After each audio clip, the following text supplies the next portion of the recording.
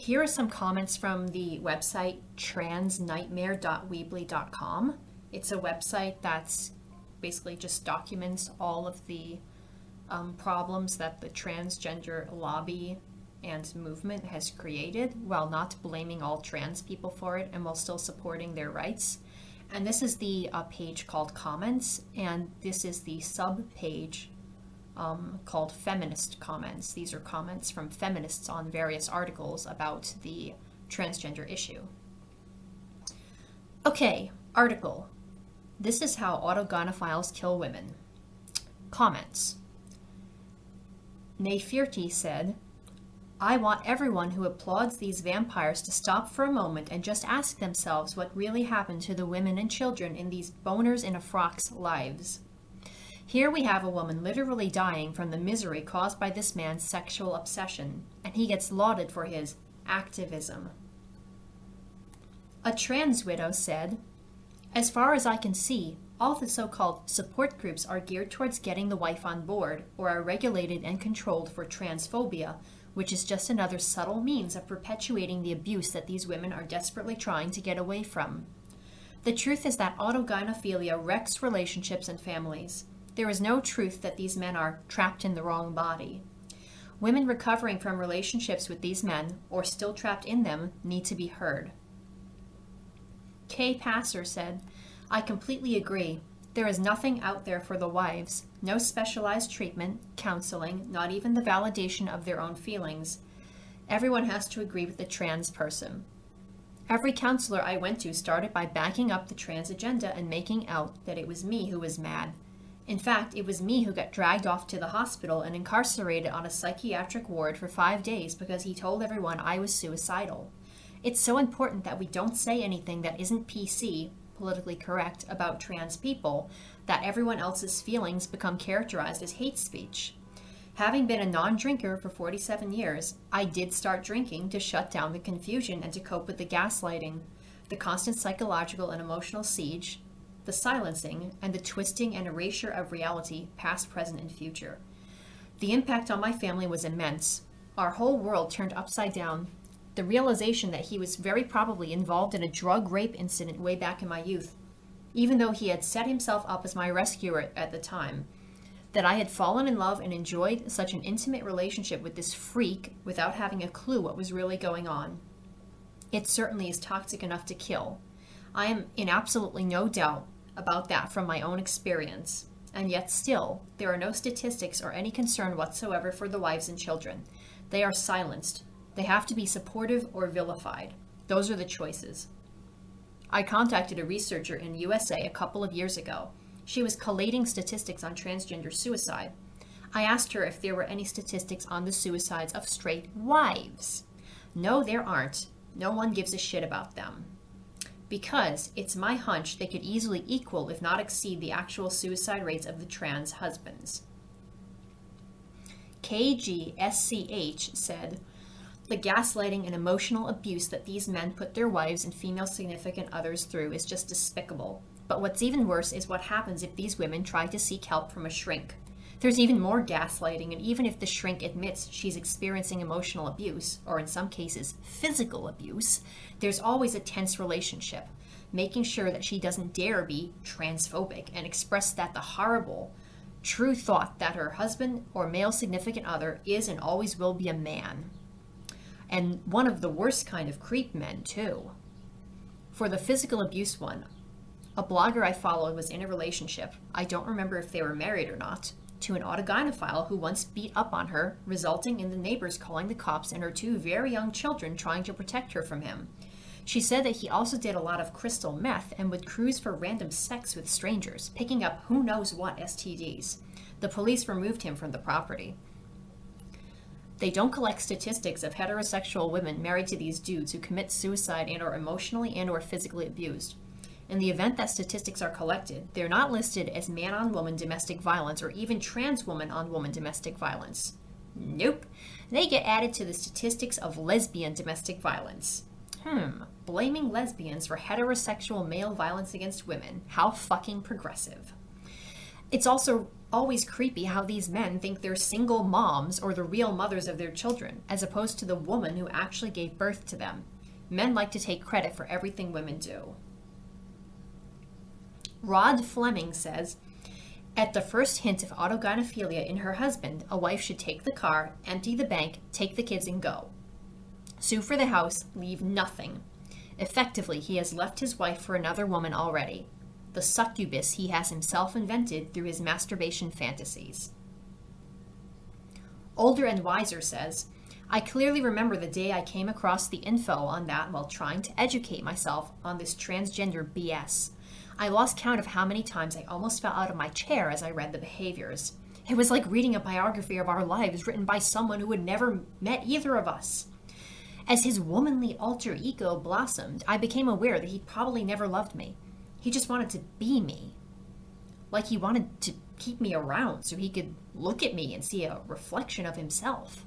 This was driven home by a few people we knew who watched from the sidelines as his appearance became more and more feminine. 2 of them commented, it was like he was trying to look like you. A trans widow said, at Older and Wiser, you have it there. We wives are nothing but mirrors for their fantasies. Sorry if this is too much information, but he wanted to claim every orgasm that I had as his own. He wasn't interested in a 2-way sharing of giving and receiving sexual pleasure. He only wanted to take away my pleasure for himself.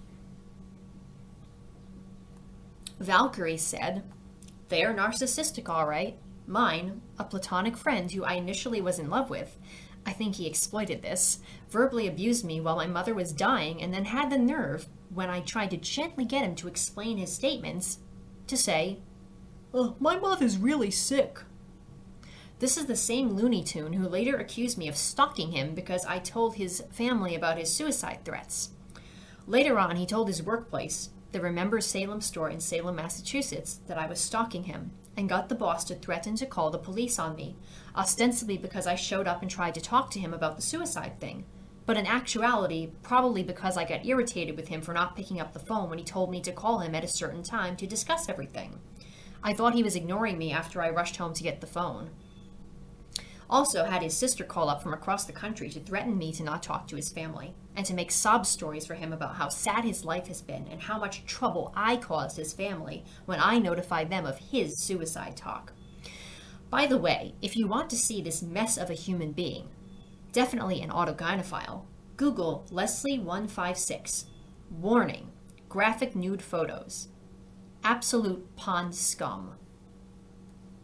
Yeah, sorry matey, I wish that came with liquid eye disinfectant.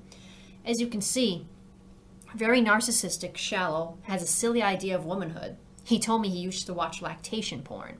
See my comment on another post about them wanting to vampirize off women's processes. He once said to me, some women like being abused, called his ex-girlfriends crazy, was absorbed in his penis but calls it her penis when talking of himself, wants to be female, etc. He used to accuse me of overanalyzing him when I tried to get him to clarify confusing statements he made, verbally abused me when my mother was dying. He said, when I tried to defend myself, my mother's really sick, and accused me of stalking him when I told his family he was talking suicidally. Later told his boss I was stalking him and got me banned from one of my favorite stores in Salem. Salem, by the way, is crawling with trannies, the nasty kind, not the homosexual, transsexual ones who just want to be left alone. Another thing you may notice if you can wade Andy Dufresne style through all that fucknuttery is that he is a very devoted Satanist and Thelemite and a fan of antisocial British occultist who abused women and abandoned his wife and child, Aleister Crowley. Thelema was Aleister Crowley's religion that said, do what thou wilt, and was very misogynistic and considered the sperm and male functions the sole progenitors of life. The occultism this religion was involved in and came from worship androgynous, but still curiously male-leaning, figures like Baphomet, the penis and breasts-bearing goat god, and Adam Kadmon, the perfect evolved androgynous man who impregnated himself without a female. Satanism was founded by Crowley disciple Anton LaVey. All roads lead to Crowley when fucknuttery is concerned. Article, Moron Surveillance. Comments. Cherry Blossom Life. Why does a raped woman need to learn to trust men again, let alone fuck them? Women should maintain a healthy distrust of all men, but especially ones that come sniffing around them when they've just experienced trauma. And no, they definitely don't need some, not like all the others, nice guy asshole within 100 feet of them. That shouldn't even be presented as an option. Quote, just in case trans women are just men in dresses, just in case, close quote. LOL. Davina Squirrel says, what Cherry Blossom Life said. When I read his comments on the 2 threads, I think, my first thought was, why was it so important that women get to trust men as a class again? And yes, the Mr. Nice Guy doing the therapy, just ew. Men get off on rape, seeing rape, reading stories of rape, and listening to women talk about rape. This dude is probably one of the sneakier ones, able to get paid and get off listening to women talk about rape. Most of porn is fairly obviously rape and simulated rape, looks of pain and discomfort. And yes, FCM, it is very important for patriarchy not to have any effective female-only gatherings. I mean, for fuck's sake, a few hundred women want to meet up and discuss feminist issues and we get called KKK and Nazis? A few hundred women. So what is so threatening, boys, that you have to send in your lady operatives to monitor and disrupt the meeting? Perhaps because you know that radfems are right about it all? Because if we were the nutters, completely wrong about everything that you keep making us out to be, there wouldn't be any need to disrupt the conference at all, and nothing of patriarchy smashing value would be discussed? And a big thank you to male to transgenders and femme-light handmaidens, because you actually confirm our views that we are on the right track. And you know what? We are just more determined than ever to meet. Yisheng Kinghua says, quote, they need the experience of an intimate, non-abusive connection with a man. The latter can be difficult as there is often a kind of rebound effect where the client experiences feelings of infatuation or seeing me as, quote, the only good one, close quote. Ew, ew, ew, ew, ew! This man is all about himself. Narcissism, what a surprise. I was told and believed for way too long, how could I be so stupid and waste so much of my life this way, that all I needed was to find a good man. As if there is one. I have severe PTSD, and men love to re-traumatize me. For real, strange men in public places. They can spot me a mile away. The nastiness and the rapist mindset of these dudes makes me physically ill and afraid to leave the house. Utopia Bold says, it reminds me of the Nazis forbidding more than 2 or 3 people meeting. The French resistance had to be private meetings without Nazis, and for the same reason, women-born women need private space without men. Lysandra says, Yi Sheng, I'm a therapist and I don't have a single male colleague, not a single one, who is not a complete and raging narcissist. I've gotten calls before from women who want couples counseling, but their husbands will only go to a male counselor, and it breaks my heart to have to refer them to even the better of my male colleagues. I always want to say to the women, just leave that douchebag, but ethics prevent it. And you are so right on when you frame it as just in case. Just in case. We don't even need to make the case that this is always true, even though it probably is, at least from a statistically significant standpoint. The fact that it might be true some of the time is enough reason to protect women. It's the exact same argument about women-only space at all. If one male rapist might dress up as a woman to gain access to female-only space, then that is enough for us to bar them from the space. And anyone who thinks like a woman would get that and support that. And any man who has even an ounce of empathy for women would get that and support that. Witchwind says, men have to modify our conscience and police our thoughts at every moment so that our capacity to resist is completely broken. So our allegiance to them is total. Men are so used to policing our thoughts so we don't commit thought crime that seeing a man, even the nicest guy in the world, might be enough to create a blank in the mind, block thought and emotions, and trigger fear or dissociation. For this reason alone, women should be allowed to always meet in women-only spaces whenever we wish. Psychoanalysis was created by men in the 19th century for the very purpose you describe, FCM, to prevent woman rape victims from committing thought crime, to police women and put them back in line before they even think about telling other women what happened to them, and realize it's a system of oppression by men. Article. My slogan will be intersectional, but my trans agenda will be bullshit. Comments. Wrath of Tiamat says, people acknowledge that Indians, African Americans, etc. are oppressed, but they would kill themselves before admitting that women are oppressed.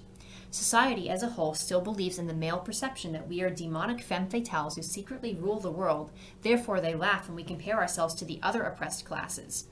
Just like the true paradigm based on fact, biology is nature, gender is nurture, has gotten reversed by patriarchy into the opposite, which is the trans rhetoric. Gender is nature, and biology is a social construct, nurture. And still people are more willing to believe this nonsense rather than feminist theory, which in my opinion is pure logic and it's very simple to understand. But maybe that's because I'm sane. Cedar Cat says, they are still men with their male, I want to control everything, I want admission to every group mentality.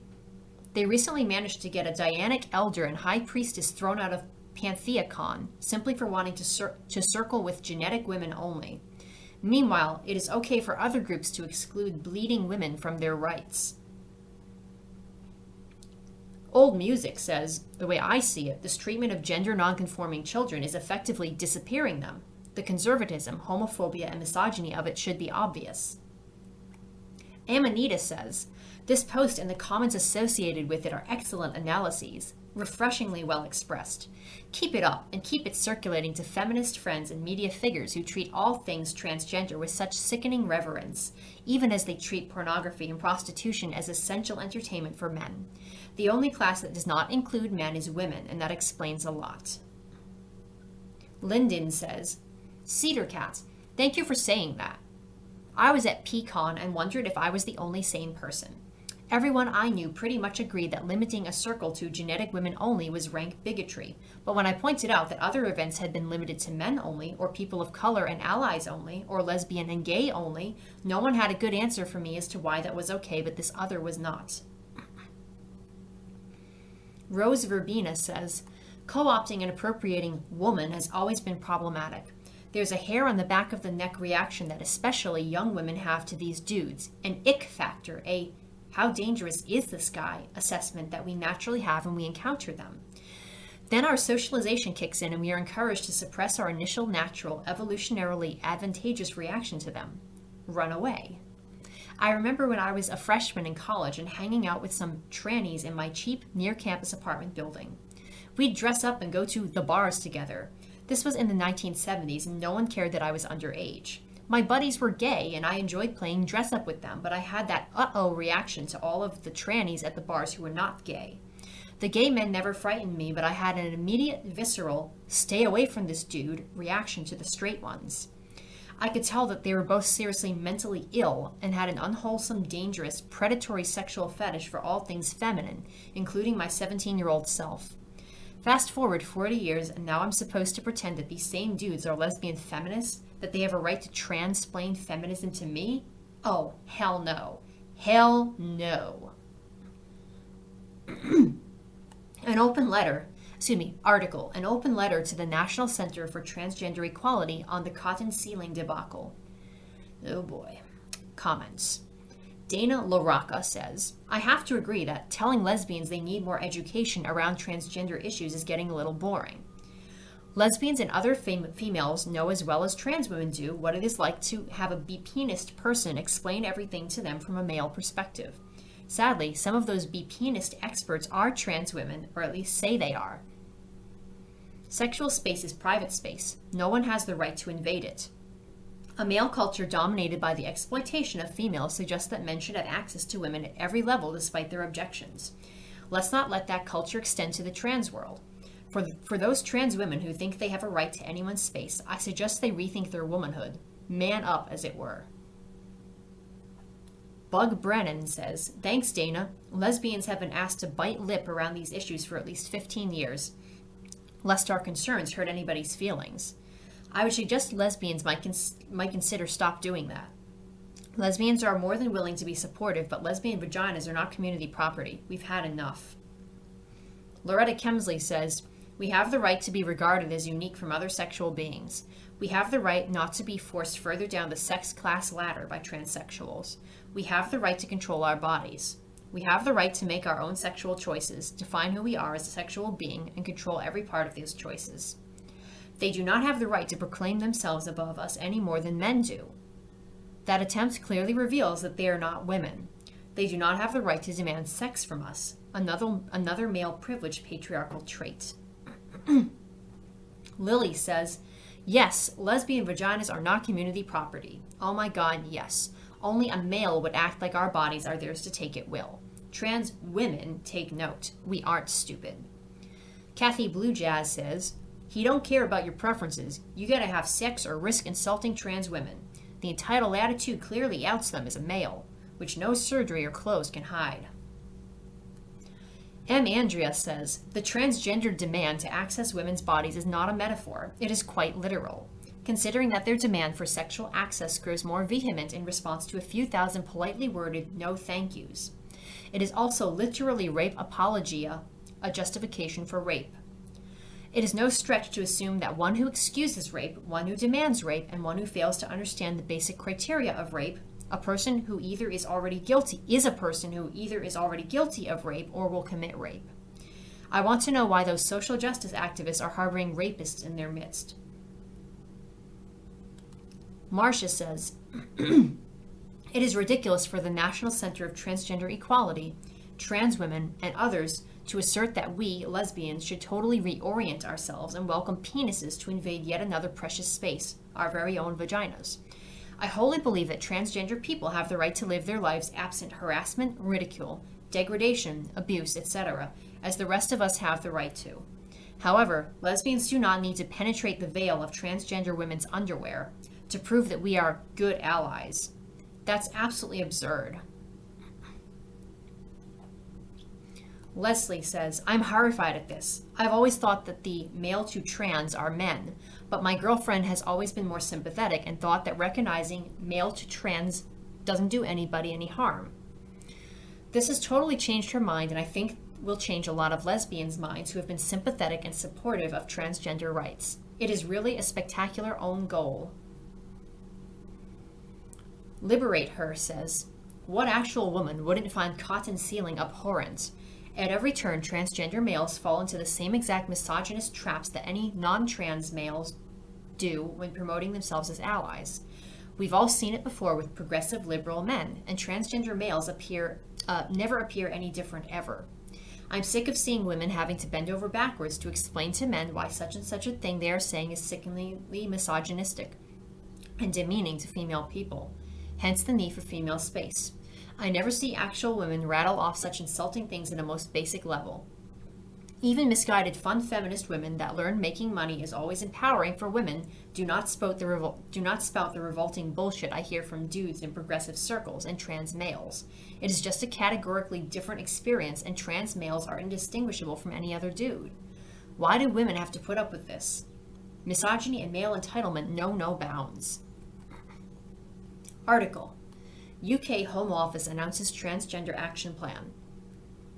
Comment from Hecuba. I live in the UK, and our current misogynistic government has specifically targeted biological women in respective economic cuts. Now we have this latest piece of misogynistic legislation because the central aim is to maintain male supremacist system and male power over women. Women and girls who are viewed as deviant, meaning they do not conform to male supremacist lies concerning how women and girls are supposed to behave, will be labeled as suffering from gender identity disorder and will be subjected to medical treatment to cure them of this terrible condition. The widespread blatant misogyny is ignored by my government because it is not apparently a pressing issue, but the issue of maintaining strict sex roles is a pressing issue, as is the claim that men in frocks are the ones being subjected to discrimination and violence, but everyday male violence against women passes unnoticed and unrecognized because each incident of males committing violence against women and girls is viewed by government and state institutions as just another isolated incident. Woman hating is not a crime because we women have yet to be accorded our fundamental human right of dignity and respect. But dignity and respect continues to be male only, which is why it is off limits to women. Sadly, the so-called feminists who support the myth that gender identity disorder exists are not feminists. Instead, they are handmaidens of male supremacist system, and these women should remember their women's history, because appeasing the male autocrat never works, never has, and never will. But once again, what feminists learned is being swiftly eradicated, and instead, unfortunately, many feminists in academia are accepting the lies male supremacy is telling them.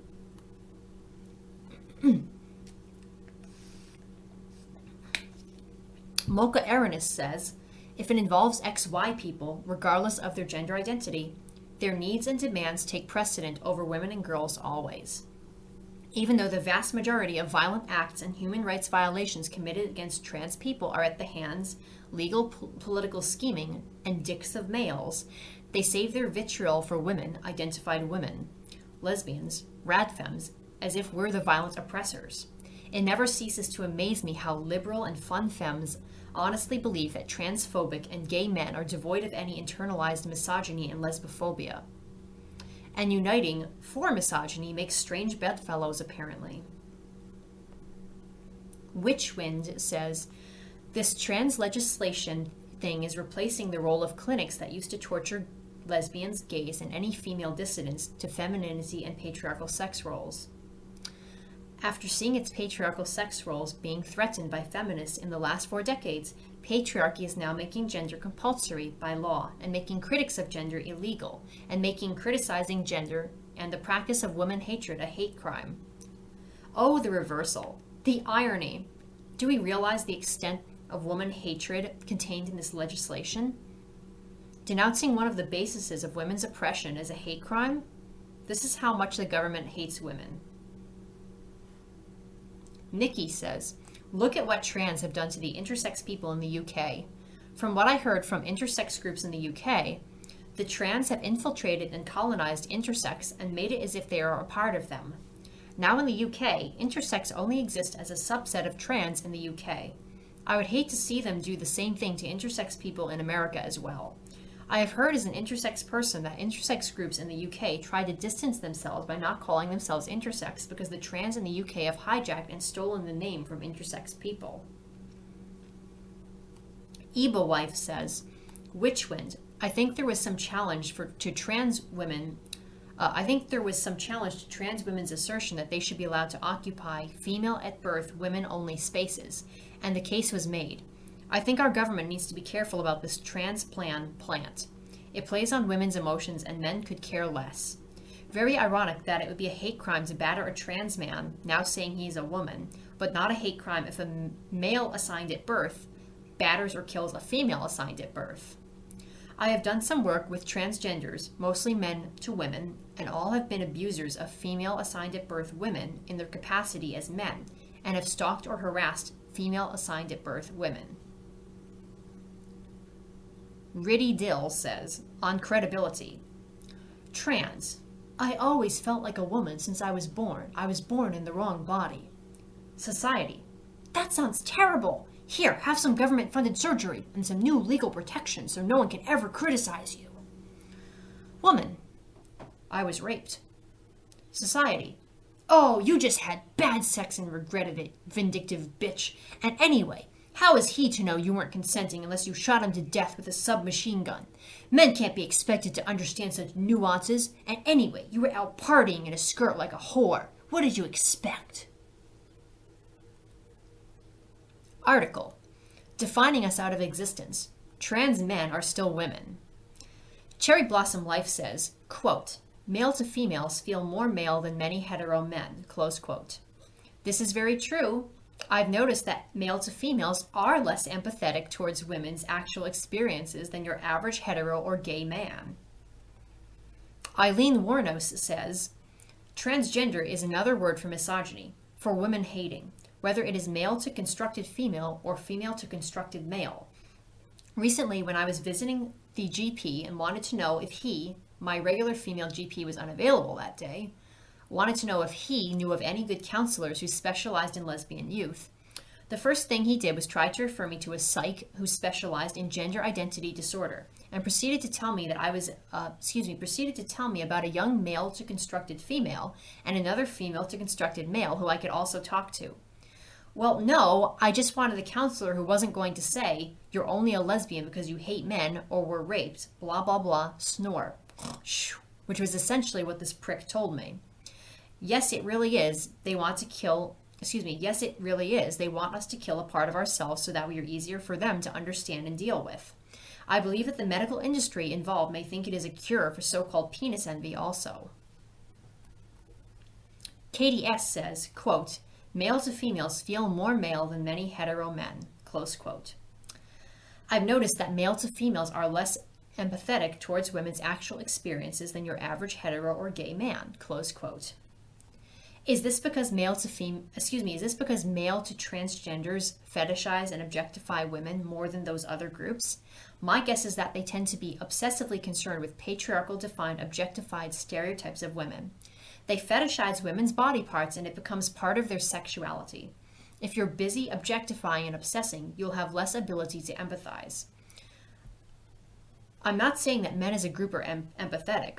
I'm just saying that this makes sense to me. And yes, Hecuba, I hate to think of this being done to children, to voluntarily add toxic shit to the toxic body burden that already is present because men have poisoned the environment. Bev Joe says, and yes, for younger lesbians and women who don't want to fit in with male-defined roles, they try to tell you you're in the wrong gender. I do think male to females as a group hate us more. They have the most bizarre fetishized ideas of what a female is, based on the worst female-hating stereotypes in pornography. Gallus did a brilliant post at her site on one who was complaining bitterly how he had been deprived of a girlhood with a pink bedroom and ballet lessons. They have no idea how badly real girls or women are treated, or who they affect badly in their narcissistic quest. I saw one on Jerry Springer's TV show whose wife and daughter were furious with him. Not only had he transitioned and was claiming to be a woman, he had also fetishized being disabled and had cut off his legs with a chainsaw. Most women, including feminists, would feel sorry for him and be tempted to give him whatever he wanted, but I could only see how proud he was of himself and how tortured his wife and daughter were. Julia says, there's a financial reason why trans people were invited. Many nonprofit LGBT centers and sexual assault support centers have to include transgender to get their funding. They are not allowed to exclude them in any groups they host.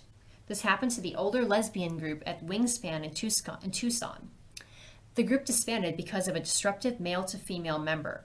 They tried to hold it in each other's homes, but that gets tricky, especially if the idea is for lesbians new to town or wanting support to be able to come. How will women find the group if the group is private? Even a local cafe and bookstore around the corner from Wingspan, whose owner is feminist, said I could only do an all-women's group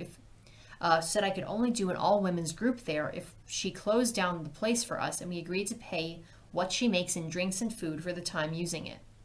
Well, that doesn't work either.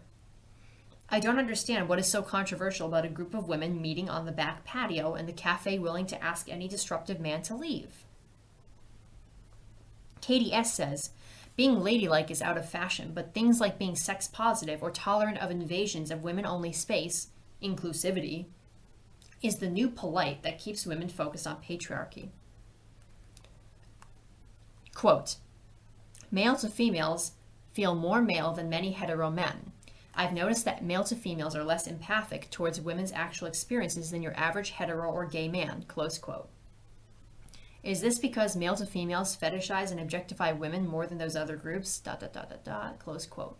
That's true. Autogynephilia is a perversion in males. Perversions in males are an unusually enforced and eroticized form of hatred towards women. I don't know about perversions in gay men. Although there are perverted aspects in normal men, as there are normal aspects in perverts. This is why trans are even more cruel towards women and girls than an average straight or gay man.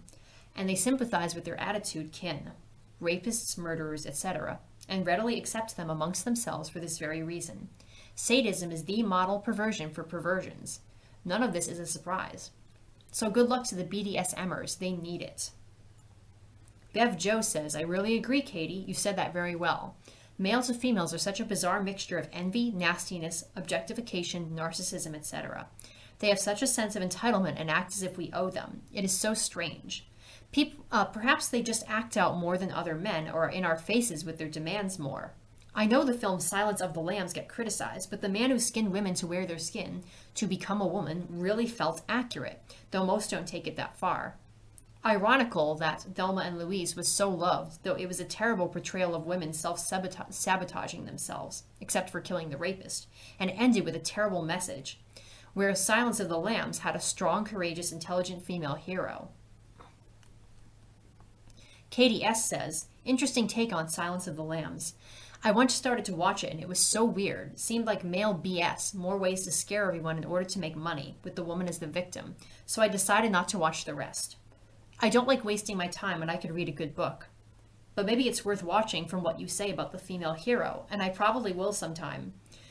Thelma and Louise, I think what women liked was them killing the rapist, but I agree that the rest was terrible and self-sabotaging. The motivation did not hold together. One thing I'm pondering after rereading your post is your last line, there's nothing better than being a female.